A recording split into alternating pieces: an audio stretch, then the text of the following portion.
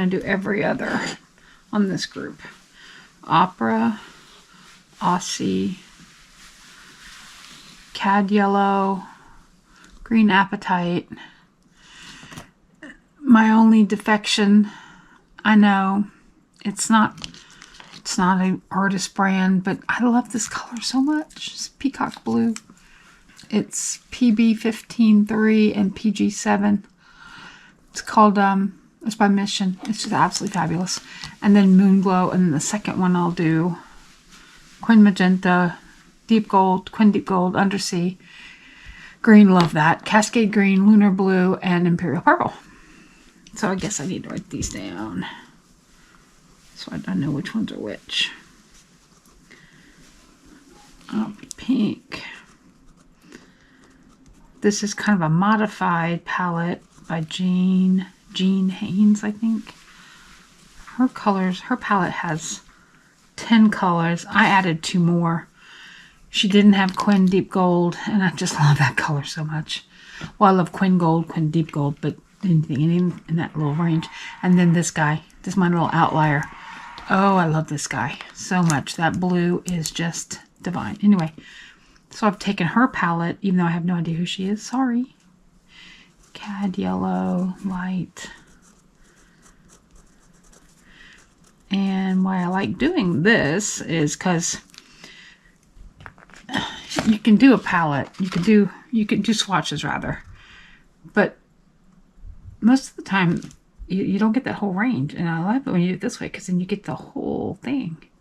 You get, yeah, so many gradients here. I've been messing with these today. Here's another one I did. Rhodonite. These are all genuine colors. These are all the granulatings. And here's some other granulatings I did. This is all the granulatings I own. I recently got this palette. This is a Schminky super granulating, but man, I don't see those as super. I mean, and I added in Green Apetite Daniel Smith. That's not part of the Schminky set, but I really liked it. I've been playing with it. But I don't see the granulation in these the way I do. I mean, look at that soda light. Look how the granulating that is. Look at that J light. And then you go back to this guy. Okay, there's some granulation there, but not like these. Anyway, I've been playing with these today, and I thought I would just show you how I do it. So I use this Tim Holtz THS 179, and boom. And then I pick up my palette, and now I'm just writing it down. I think it's a more Green Apetite. I can walk and chew gum, I promise. It's a more, because of the spectrum you get in the swatching. I like that. For swatches, I like it so much better for me. And besides, I just enjoy the meditative quality of swatching. And it's just very calming to me. Peacock Blue, and then I haven't swatched Moonglow this way. I think I'm going to ultimately swatch all of my colors this way, but for tonight, or for this video, I'm just swatching these 6. And what I did was I put them on a plate. This is from the dollar store. $1.25. Ta-da! And I just, about an hour or so ago, I just put them out on this plate.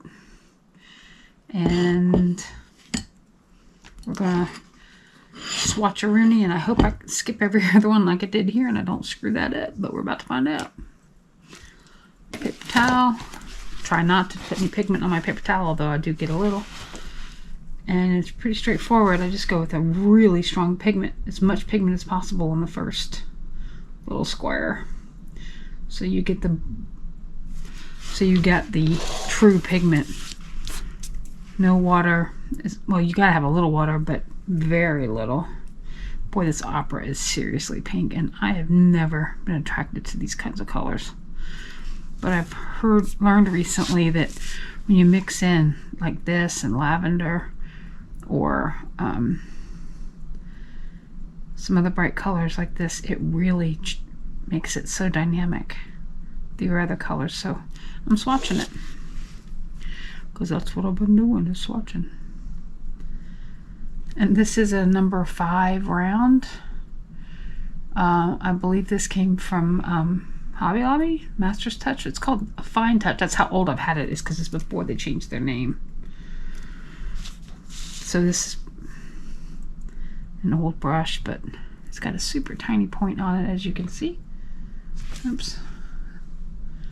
Really tiny point. That camera focus, if it will. Well, anyway. Believe me when I tell you it's got a tiny point. And now, and I try to just go around it twice. What I've learned is that with really bumpy paper like this is super textured paper. Even though you might draw over that, go around that line, it may or may not get it. It just like skips over it. It does look like a skibbity bit over it or something. Alright, there's that opera. Now let's add a little water. Let's go back to our pigment. Let's turn this into where you can see in the camera. And just grabbing a little pigment with that water. And it's pretty boring from this point forward. It's just filling in the wells, filling in the swatches. And I try to make it gradual, like I did here, where it just goes, and there's no, I don't have any science to it. I just put the pigment down and I go, oh gosh, that's too much like this other cell, this other field. I either go back and charge this field with more pigment, drop more in, or I'll lighten this one if I need to. But this opera pink, man, whew. Who can tell if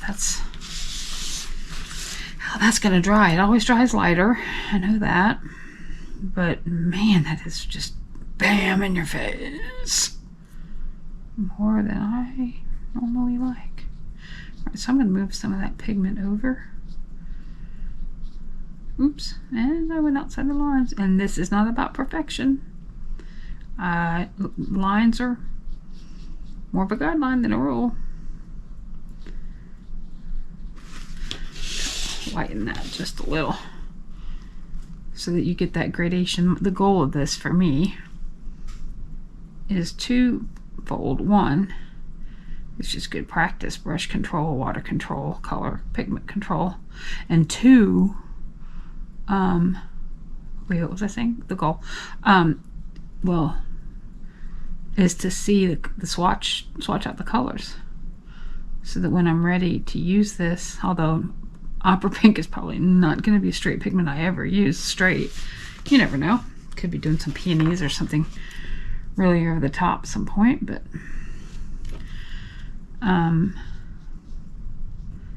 you get an idea. You know, here with this amethyst, I mean, you get an idea of how pale can that thing go? How dark can that guy go? This one I thought was really wild because, I mean, look at the blue Apetite. Look how, I mean, that is just, some of these colors almost look black with their full pigmentation, right? Where was that one? Oh, this one, yeah. These are really almost tough to tell apart in their full strength. Obviously, these other strengths are a bit easier, but like that one from that one from that one, I'd be hard pressed to know, you know, how that's going to play out, right? From that pigment. So that's part of this exercise, is just to see how the colors water out, or hue. I don't know the right word. I'm not an artist in that way. I'm an artist for fun, not from any kind of school. Self-taught.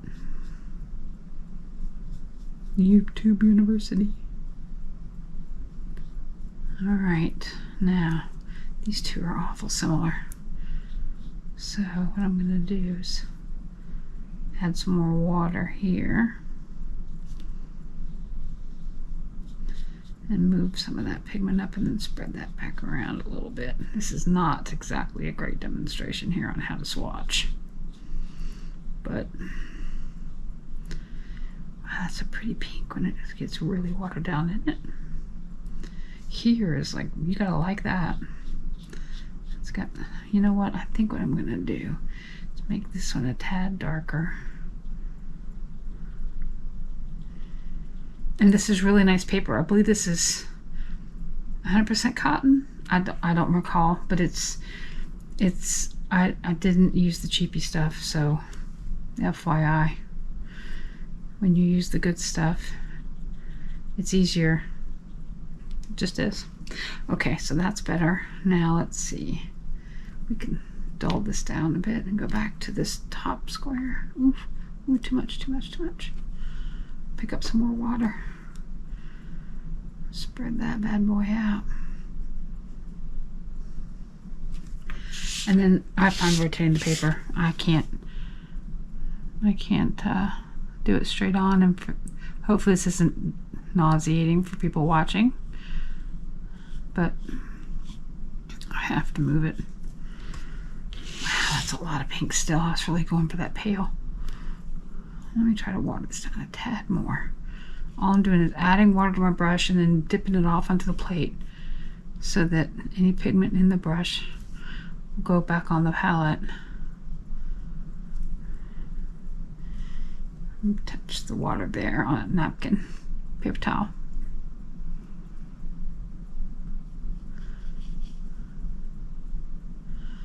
I really want this super pale.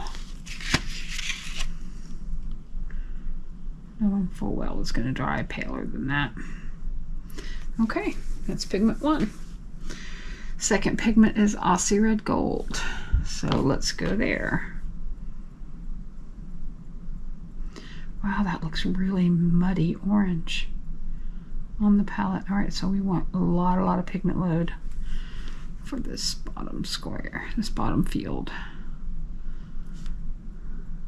Wow, this is a new pigment for me. I've never used this or the opera pink either.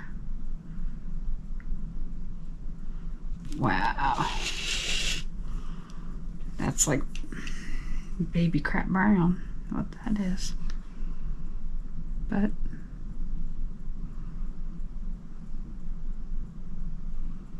I think a lot of these are mixing colors too. I know the pink is for sure. I'm wondering if this one isn't also. Okay.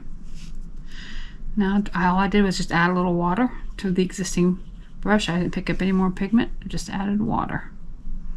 And I just dipped maybe a third of the brush into the bristles into the water.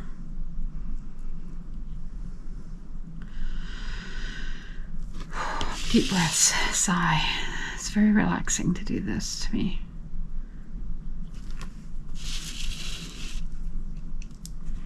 Makes my mind go quiet and still, which is tough. We all need something to make our minds do that, I think. Or at least for a little while. Okay, I'm liking that. Looks a little granulating, but it could be the paper. So now again, I'm just gonna, no more pigment. I'm just gonna pick up water and see where we are. Ooh, it's very mustardy.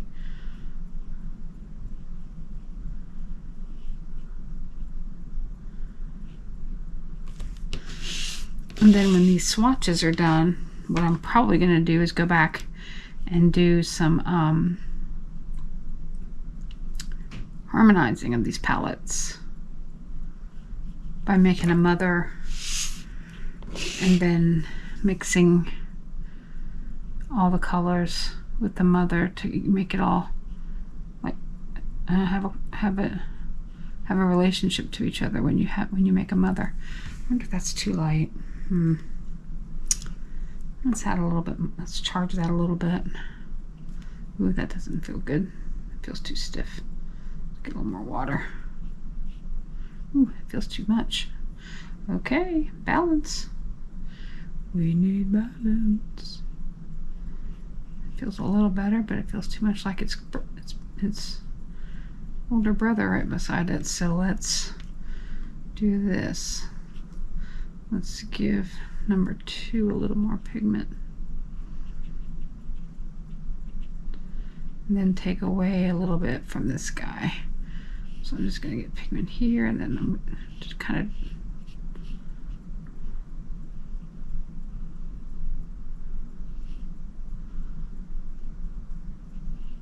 Now that some of that pigment's offloaded, I can take some pigment up here, off of here. That's better.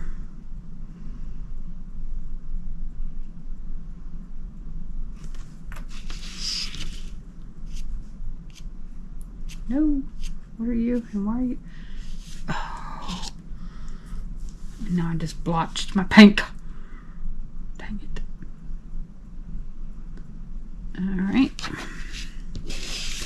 going around the horn with the mustard Aussie Red Gold.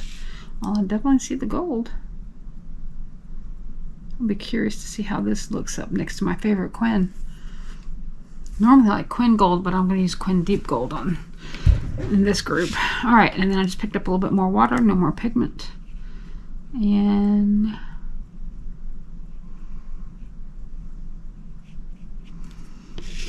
lather, rinse, repeat.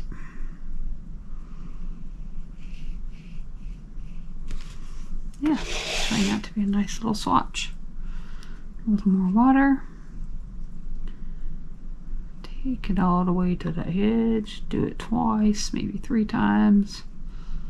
Make sure all those little grooves and pockets and dimples in the paper are covered.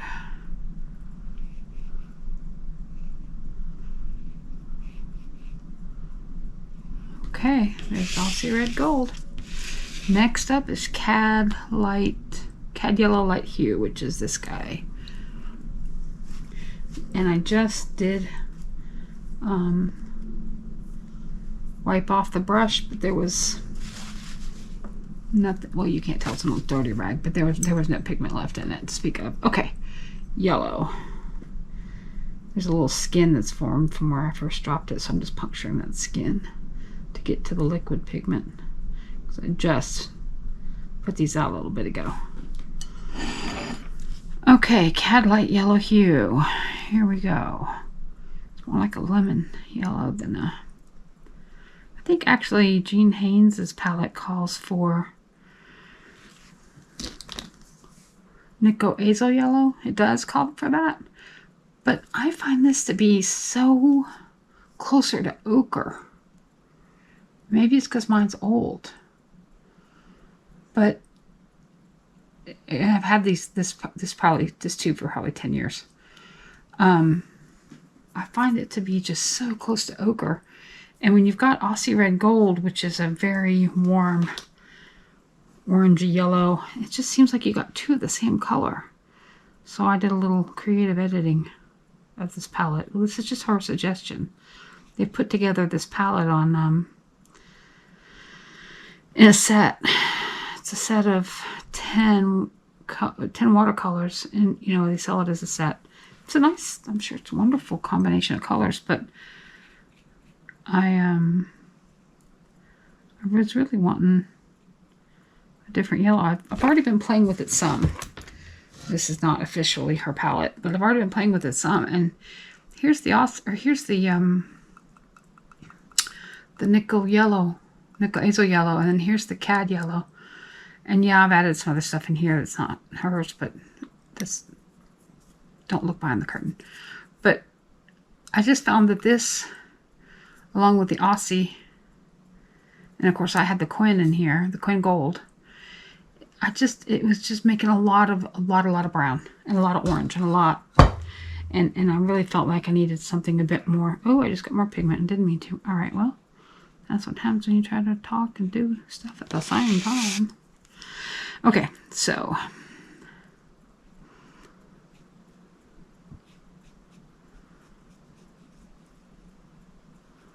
all right, that is hard to tell much of a difference. I may have regrets about this, but you know what? We move on, and I am picking up more pigment now because I really feel like this is barely any pigment in here. I just don't feel like I'm going to get any kind of swatching difference. You know, here you see the whole, wow, look at how that granulates. Here you get the whole range. I feel like this is just going to be yellow, yellow, and yellow. I got some of the pigment off of the brush and just went with water now to do this middle color. Nah. I may have regrets. Well, there's no regrets. There's no mistakes. This was a color choice I made, and you know, it's just paper. As my good friend and mentor Digger says, Dawn, it's just paper. And she's absolutely right.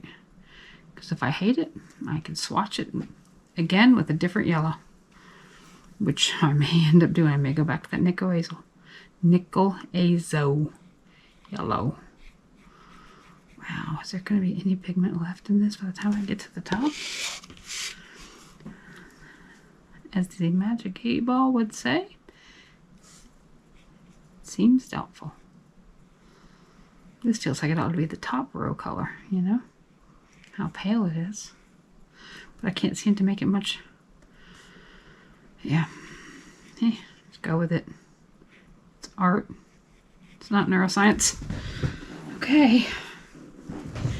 One more. And again, I did not pick up any pigment. I am strictly going with the pigment left in the brush and some water.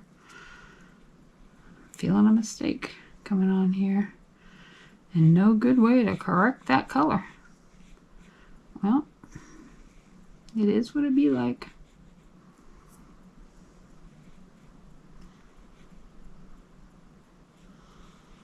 Okay.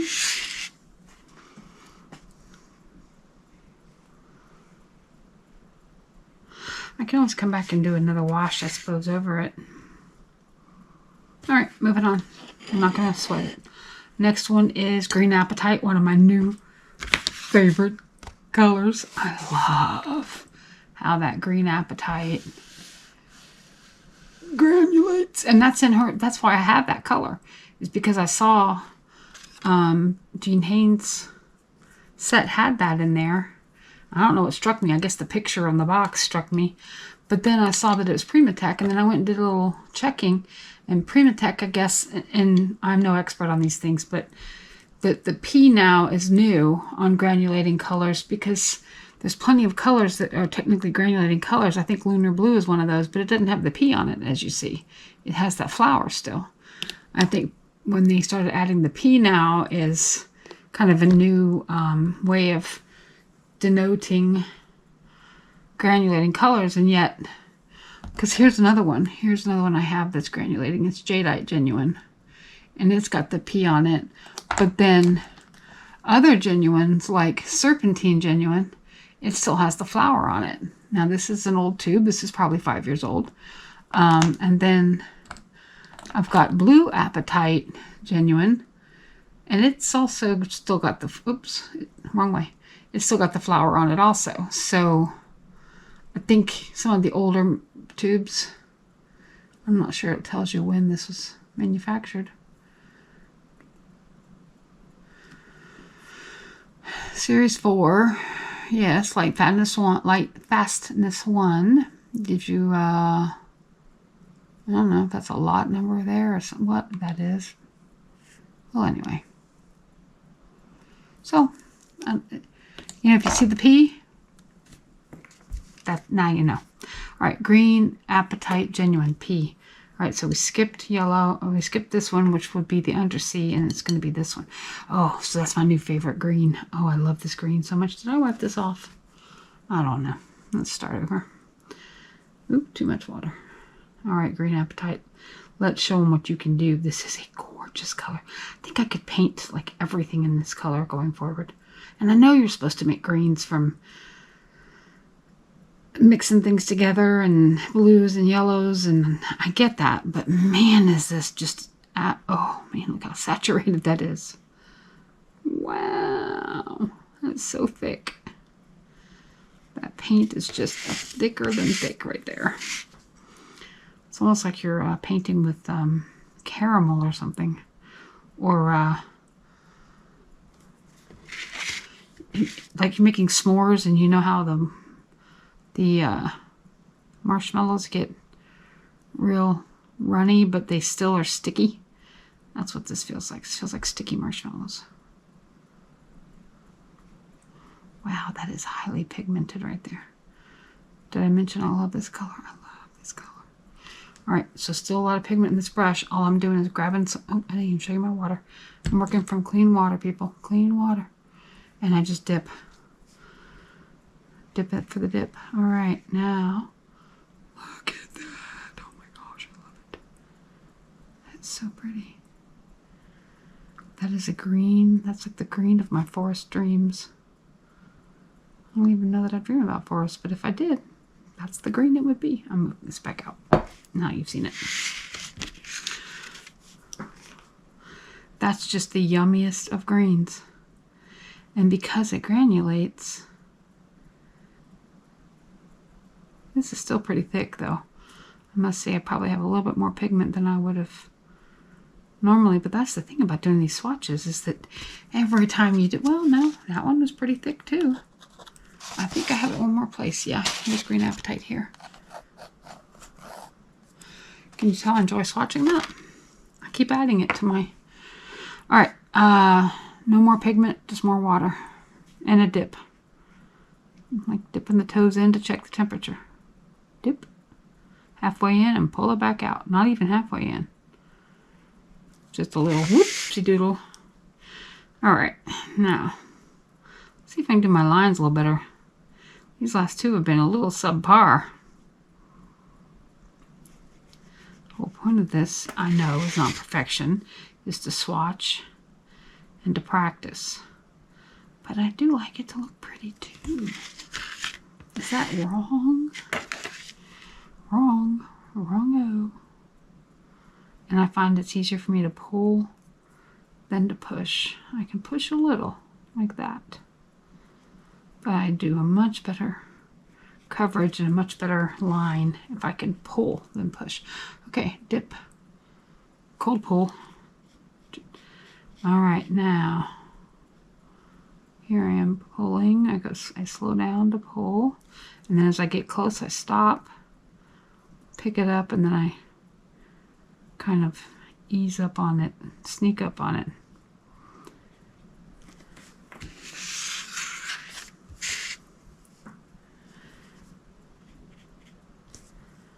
And the glare sometimes makes you need to shift. Okay, now let's pull here. Let's get right up on that line and just pull. Those little tiny hairs kiss that line and make it so pretty. Makes you look better than, and I picked up a little more water because it's getting a little dry. It makes you look better, like a better artist than you really are. The brush makes, this is a $5 brush, people. This is a $5 brush. Maybe. It might have been a $2.50 brush to be perfectly fair. But the paper, and then the brush, and then the pigment. Of course, I did it all backwards. I did pigment. Yeah, of course, that's, you know, if there's a hard way to do something, I will find it. So I did it backwards. I started off with buying the best pigments and working on crap paper. And then I wondered why I wasn't getting the results. And then I changed my paper and was like, oh... Now here I am pushing. I just got through telling you I don't push, and then there I just did it. Well, it just goes to show you that you just do whatever feels natural, whatever feels good. See, here I am pushing again. Well, all right. But sometimes it has to do with the paper and the wetness that you don't want to put your hand in, or do want to, how you want to place your hand.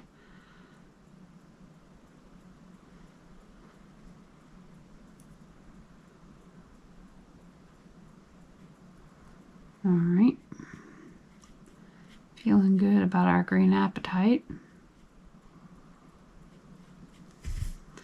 Feeling really good about the green apetite. All right, I am going to rinse off what little pigment is left on that brush. So next is, oh, my favorite, Peacock Blue. So we're green apetite. We're going to skip Cascade, and we're going to go to Lunar Blue. Nope, Peacock Blue. Lunar Blue is the one, yeah, Peacock Blue. Green apetite, Cascade green, Peacock blue. We'll keep a visual reminder here with our finger. Too much water. Get a lot of pigment. This is my very, very favorite blue.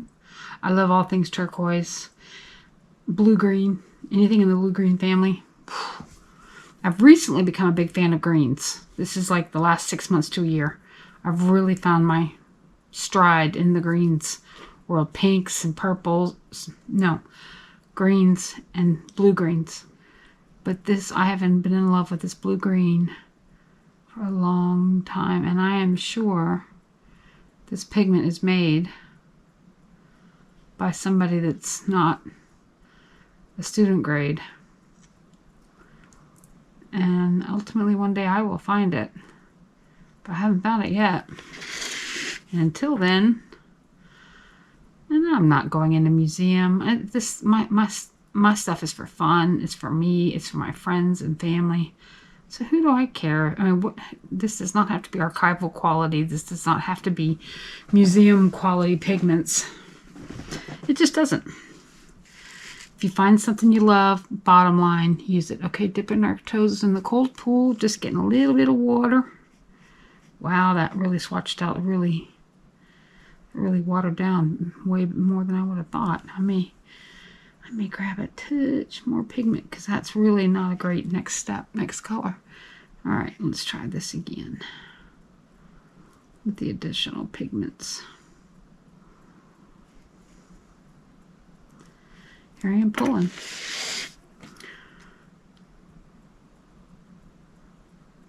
Pull along that line.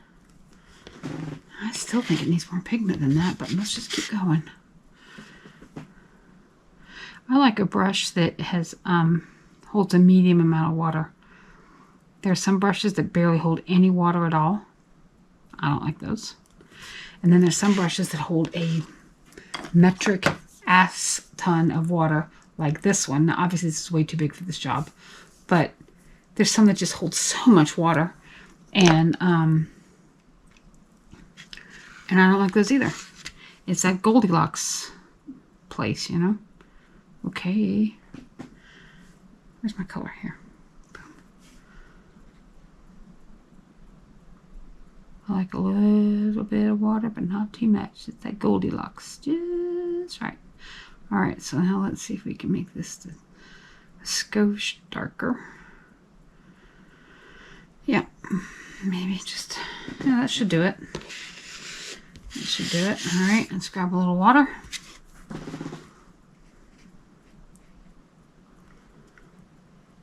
Bottom line is, do what makes you happy. Who cares? Swatching makes me happy. A lot of things make me happy.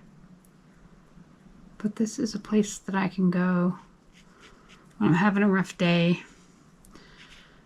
And I can, wow, I got the same exact value here. Well, we'll fix it. This is a place where I can go and, you know, pigments are, they don't talk back.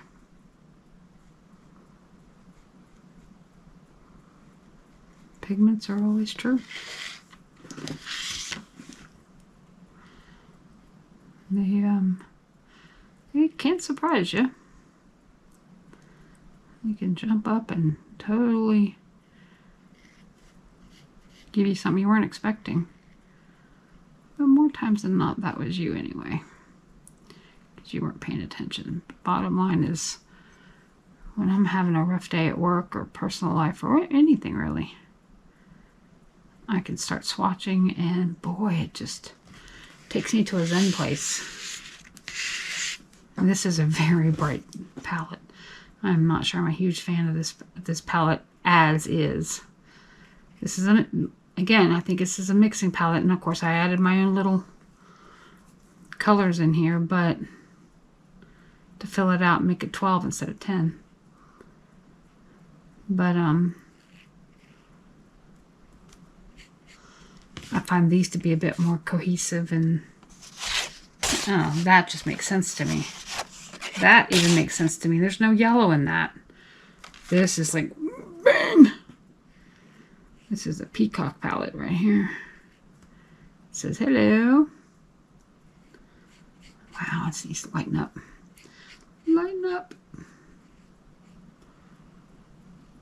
Just add water. You will lighten it up.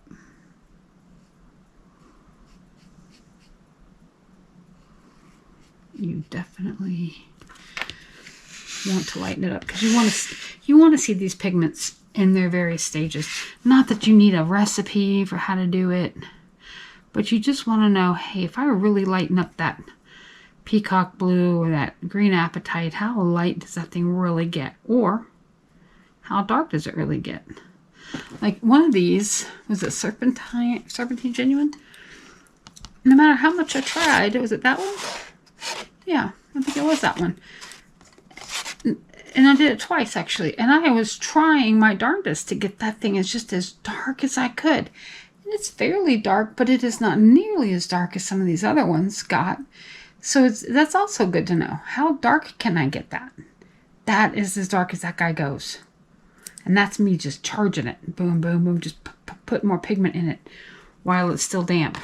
To try to get it as... Oops, pay attention, Mom. Pay attention, pay attention. To try to get it as dark as possible so that I can see it at full strength. Yep, and I'm actually going to take some away on this. I don't usually, but I really want to see this as pale as it gets. You know, this cad yellow got super pale. How pale can this guy go? It goes pretty pale as it turns out. Kind of granulates a little too, it looks like, but we'll see. Alright, don't fiddle with it. Don't be too fussy. Now, so the last one, which is Moonglow.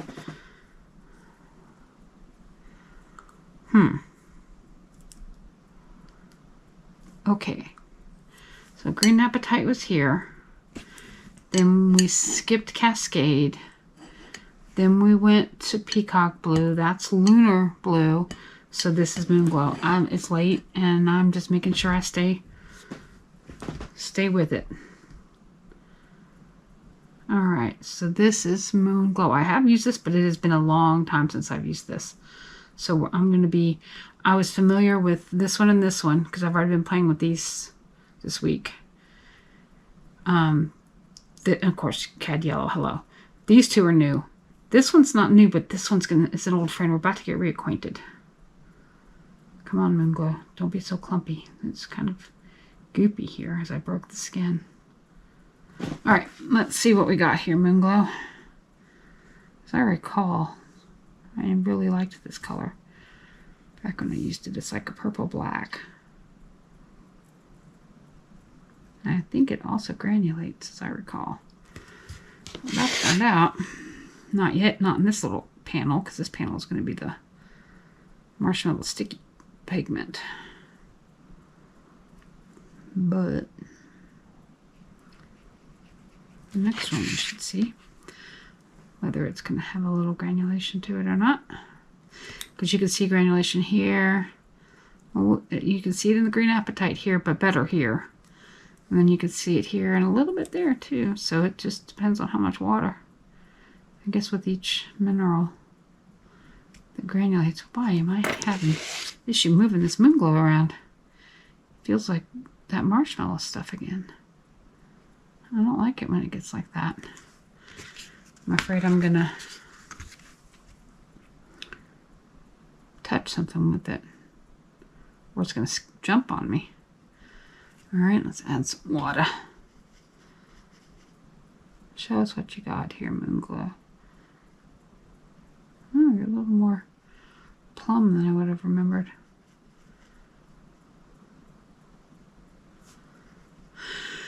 Okay.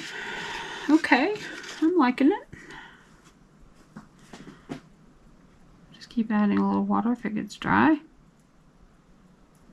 Yeah, I'm pushing. Oh, let's pull. Pull's almost always better.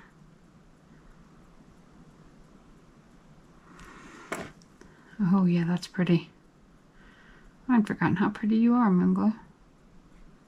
And I'm not a purple person, but you're like an earthy purple or something. I'm not using the right words, but you're not that royal purple. I think imperial purple. I've even got that in the pile here too. I'm kind of dreading that, to be perfectly fair, because I think it's going to be a bit like the opera, but you know, you just don't know till you swatch these things out, and that's the whole point of this little exercise is just to get to know my colors better and play around with palettes that other people who are smarter than me and been doing it longer than me have put together, and see what they come up with and go, okay, I wouldn't have put these together. Of course, I edited it myself, which we've already discussed, but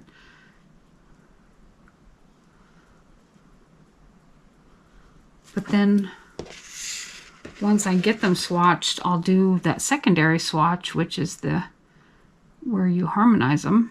Oh, there's a blue in it. Did you see that? I'm not sure the camera picked that up, but as I pulled it across, there was like an indigo underneath there. I feel granulation coming on. Is to get to know my colors better, and then to play with them and become more familiar with them, so that when I go to do something, I'll say, oh, and limited palettes, I think, is the way to go. I probably have, I don't even want to hazard a guess, 50 tubes of paint, maybe more. I don't even want to think about it. But you can't use 50 tubes of paint at the same time. You have to limit your palette, and so this is kind of an exercise in all of that. The swatching, the limited palette. I love color. I love playing with color, and I love seeing what color can do and putting them together. But I've got to start working with them in a more limited palette, so that I get myself overwhelmed if I sit and look at all my colors all at the same time. Put that there for just a second, because I'm going to grab my paint and show you what I mean. Well, oh, here it is. So I have 2 containers of paint, or these are tackle boxes that I okay, palette, go over there. You come up here to dry. These are 2 tackle boxes of paints.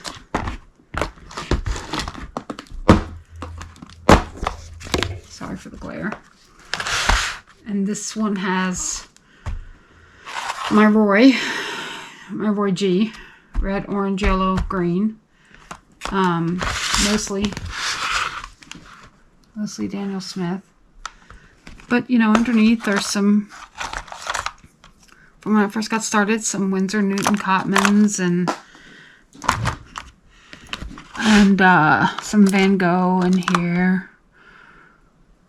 Yellow green, permanent yellow green, and then these are the Mission colors, because after I got this Peacock Blue, I got this like in a I think I got a palette, and this came as a sample in the palette that I bought. The palette was by Mission, and it was an empty palette, but it came with the sample tube of this Peacock Blue. I was like, yeah, okay. And I found it, and I loved it, and so then I went looking to how to buy more of it, because I was rationing myself with this stuff, and I bought a palette of, I don't know, or a collection of like 20 some odd colors of Mission. So they're in here. But you'll see with these, it says Viridian. Well, okay, so that's not so bad. Some of the sap green. Okay, that's not a good example. I'm trying to find one that has a funky name to it. Greenish yellow.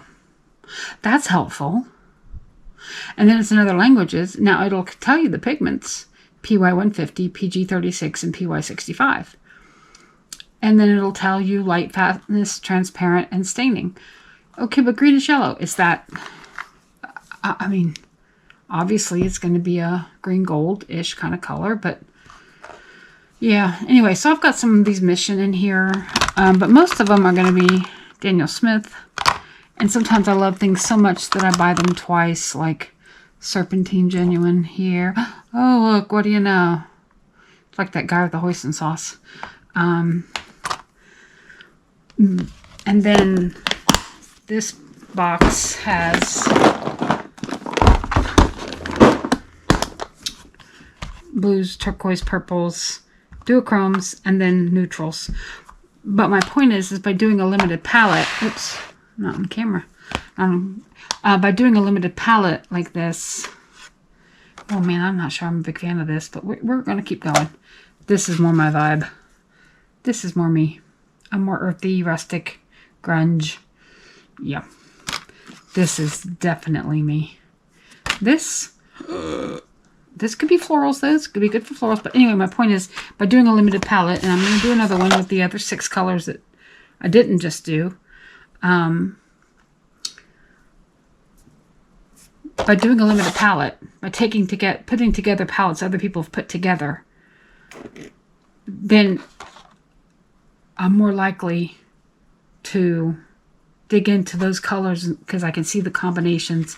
Because I think once I do the second part, which is to harmonize these, then it will be more, it'll bring it all home for me. And I'm just here to do this for me. And if somebody enjoys watching me do this, great. If not, move on. Anyway, thanks for watching. We'll see you next time with the second palette.